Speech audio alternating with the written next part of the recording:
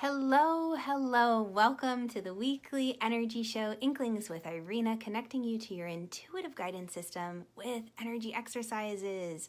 So glad that you're here. Today I'm going to share with you the 3 tools and techniques that no one else is talking about when it comes to immediately raising your energy and why you shouldn't make decisions without using them. Hi. As you jump on, give me a hashtag live or a hashtag replay if you're catching this in the replay. It's so wonderful to have you, Jennifer. Hi. These are wonderful tools that I'm sharing with you today that I have been sharing with my clients for over 20 years. So I'm excited to share them with you. By the way, if we haven't met yet, my name is Irena Miller. I'm an intuitive energy coach, and it's a joy to have you. Hi, Cindy. Glad you could be here live with me. So speaking this intuitive language can be a bit tricky. That's why I'm sharing with you these 3 specific tools and techniques today. Intuitive language is tricky because it's a language based in symbolism and metaphors and gut feelings or hunches or inklings. And we get frustrated when we either feel like we misinterpreted them, or we got our gut instinct wrong, or if we've missed them all together and we think, how did I not see that coming? It gets very, very frustrating. And that's where I come in and I help my clients. I help them learn their unique intuitive language. Hi, Pam. I'm so glad you could be here live. Great to have you. So, for example, when it comes to trusting your gut instincts, maybe you, like one of my amazing clients, Susan, in the past, has made a choice, and you made a choice feeling that it was absolutely the greatest choice. You think, I'm going for this. I interviewed for a job. The woman said that ABCXYZ was going to happen when I was hired, only to get hired, work at that job, and discover that it was a complete 180, and it was not at all what was promised or delivered. And I know my client Susan was very frustrated when she was looking for her next job because she felt like, I tried trusting my gut instincts one time and I got them wrong. So how can I be sure that as I'm looking for this new job, this new position, that I can trust these instincts, my intuition? And that's where these tools and techniques come in. The tools that I'm going to be sharing with you are the same that I shared with her that helped her land the dream of her jobs, or job of her dreams. I love to do that. It comes from speaking a different language as well as English. They reverse the words. But these techniques and tools helped her. I do love languages. It's something that lights me up. And it's very simple. One of these you might even have in your pantry at home that you can use.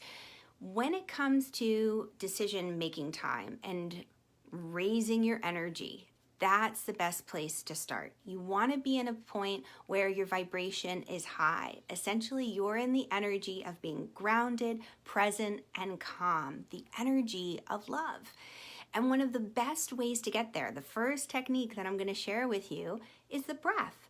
The breath is like the canary in the mine. If you are breathing shallow, if you're holding your breath, these are all really good signs that you're not exactly in tune with your intuition.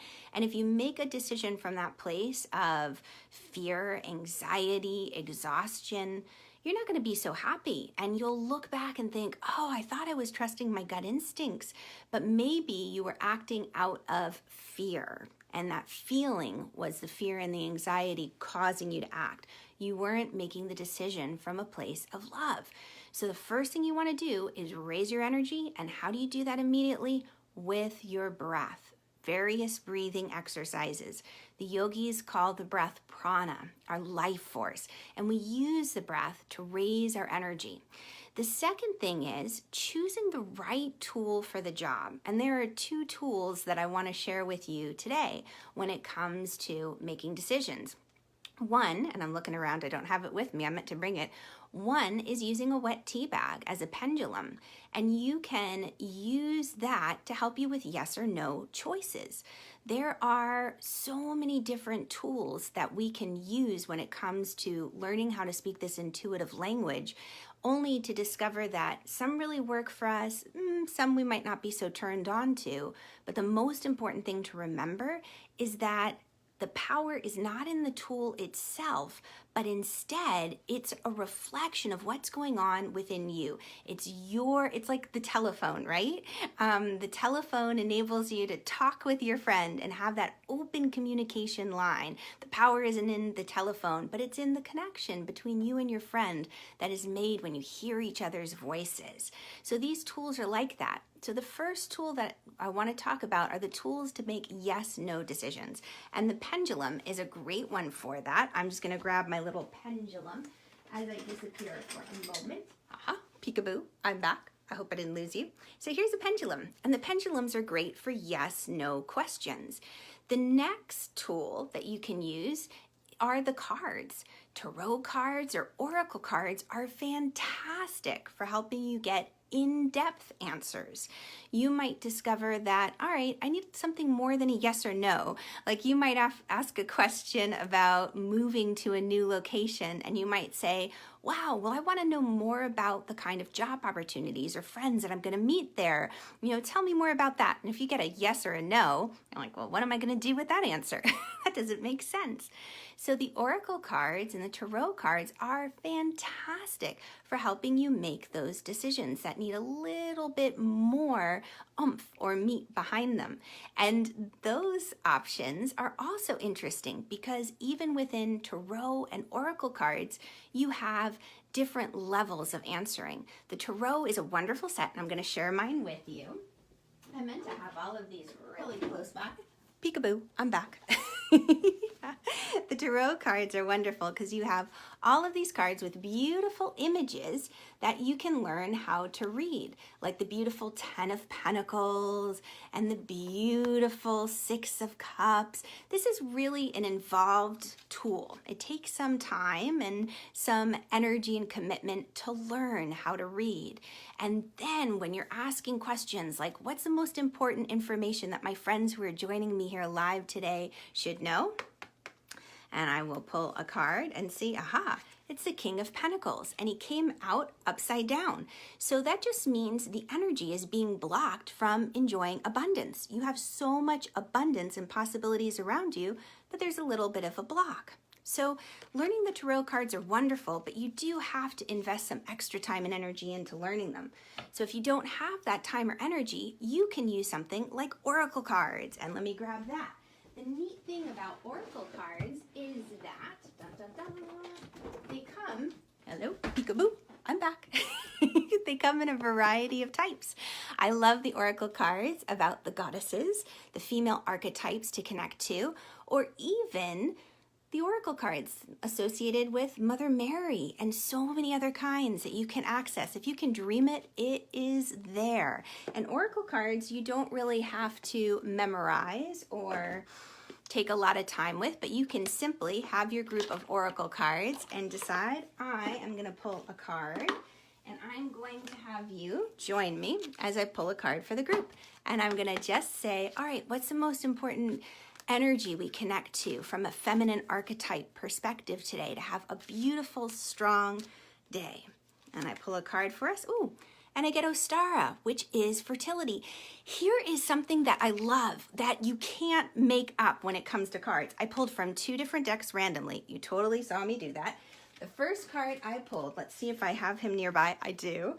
Is the King of Pentacles, and he was upside down. And remember I said abundance is being blocked, something's getting in your way of really enjoying just an abundance of pentacles. Represent something physical. So it could be money, it could be items, it could be just a sense of well-being and health. So what do we do today? What do we have to embody so that we could experience that abundance? We get the fertility card. And right here, the neat thing about the oracle is that you don't have to memorize it. It has a little message. It's a perfect time for you to start new projects, access new ideas, and give birth to new conditions. So that tells you The power's always been within you. You have free will. You get to make the choice to jump into the adventure of what you're going to do next. Life is never happening to you. You get to engage with it. If you don't like the weather, right? The fact that it's raining, you can always buy a plane ticket or hop in your car and go somewhere that it's sunny. I love, love, love sharing these tools and techniques. There is so much more that I want to share with you. Oh my goodness. So join me. Click on the link above and never miss a live training like this or more trainings that I do about cards and pendulums and crystals and a variety of techniques with breathing exercises. It's so much fun. So just as a quick wrap up, the 3 things that I want you to remember to raise your energy and to help you make those decisions is breathe. Watch your breath. What's going on with your breath? The second thing, choose the right tool for the job.